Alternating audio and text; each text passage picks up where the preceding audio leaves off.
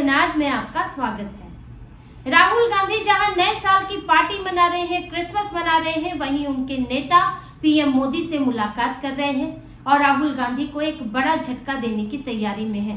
पहले ही बिहार चुनाव में जबरदस्त हार के बाद इनके लिए पश्चिम बंगाल में एक हार तैयार बैठी है, लेकिन ये हार इनके लिए और ज्यादा बुरी और ज्यादा सम्मानजनक होने वाली है, क्योंकि अब चुनाव से पहले ही इनका संगठन टूटने को तैयार है।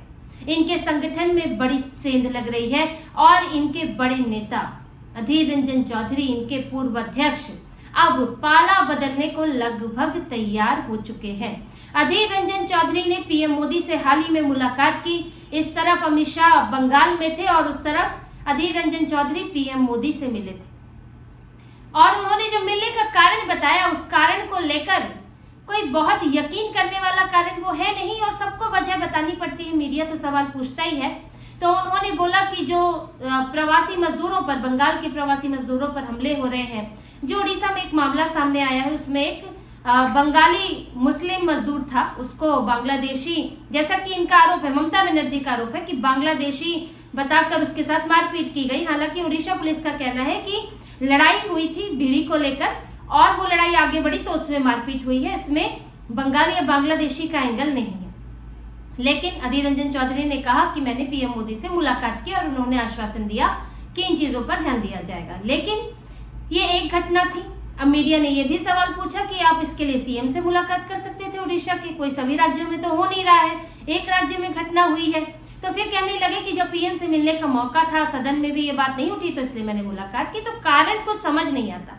देश भर में ऐसी घटनाएं हो रही होती तो समझ आता। तो उनके मिलने की वजह ये नहीं थी, वजह कुछ और थी और वो वजह पश्चिम बंगाल के चुनाव में छुपी हुई है।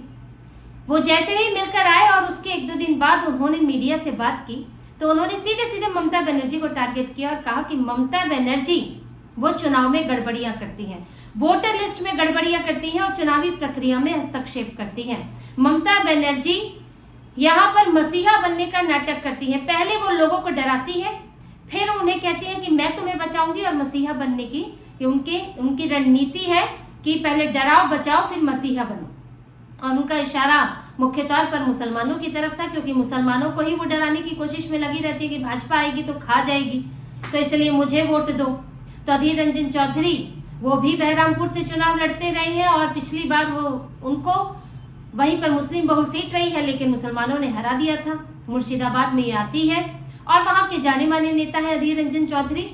तो जब उन्होंने पीएम मोदी से मुलाकात की, और पीएम मोदी ऐसे ही किसी से मुलाकात करेंगे नहीं, आपको अमरिंदर सिंह का मामला मालूम होगा, कैप्टन अमरिंदर सिंह, जब उनको कांग्रेस से मुख्यमंत्री पद से हटा दिया था तो उसके बाद उन्होंने पीएम मोदी से मुलाकात की थी, अमित शाह से मुलाकात की थी, फिर अपनी अलग पार्टी बनाई थी, बाद में विलय हो गया था बीजेपी में।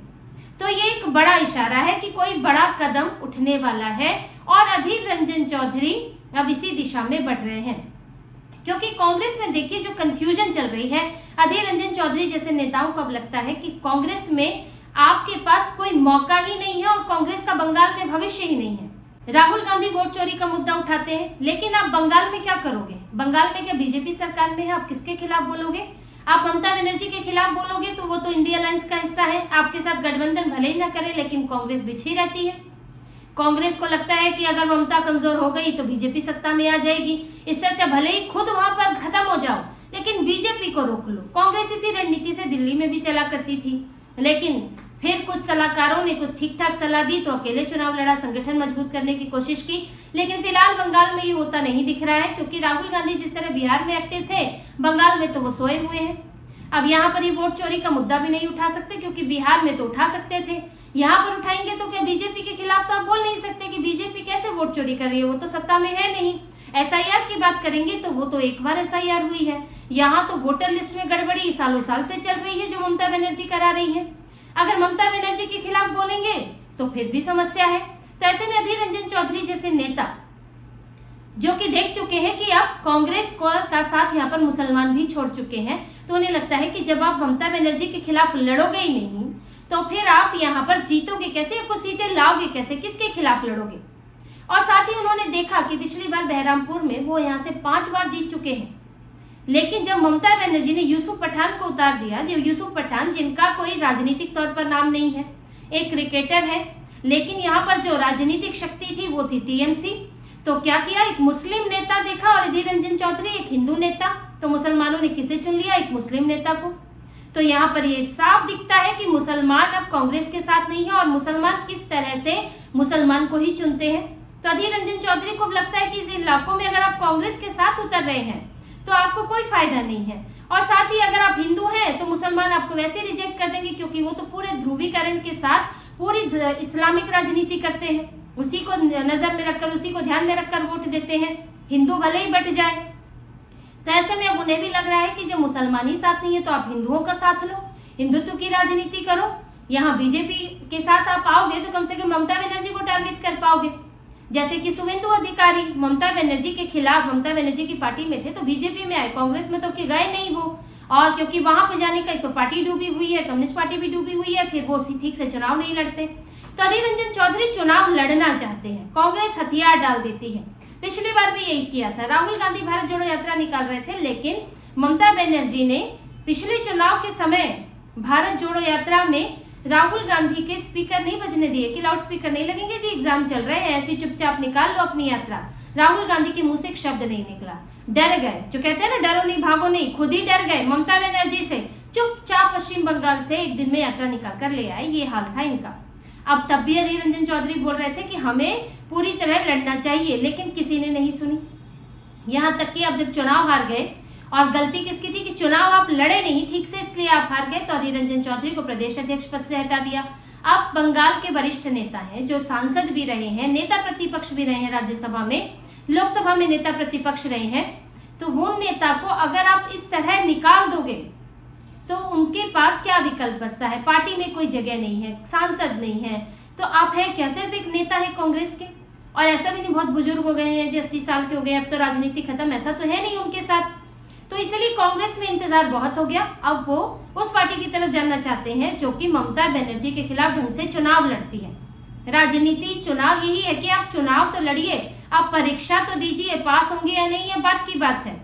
और जब आप परीक्षा देते हैं तो कुछ तो पढ़ाई करते हैं, तो राहुल गांधी तो परीक्षा ही नहीं देने जाते हैं, तो न चुनाव ढंग से लड़ती है उनकी पार्टी, न चुनाव की तैयारी करती है, न संगठन बनता है। तो कांग्रेस का संगठन तो पहले ही गया हुआ है, और अब अधीर रंजन चौधरी यहाँ पर कांग्रेस का और बंटाधार करने वाले हैं, क्योंकि देखिए वो छोटे मोटे नेता नहीं है, उनका अपना आधार है, और एक छोटा नेता भी जाता है, एक जिला स्तर का नेता भी जाता है तो वो अपने पीछे कई पदाधिकारियों को ले जाता है, मोहल्ले स्तर के कार्यकर्ता नेताओं को ले जाता है, छोटी छोटी जिम्मेदारियां सबके पास होती है, कोई बूथ देख रहा है, कोई पन्ना प्रमुख है, जैसे बीजेपी में तो पन्ना प्रमुख भी होते हैं, कोई कई बूथों को मिला के उसको एक जिम्मेदारी दी गई है, तो अलग अलग जिम्मेदारी वाले कार्यकर्ता होते हैं, नेता होते हैं, वो किसी एक से जुड़े होते हैं।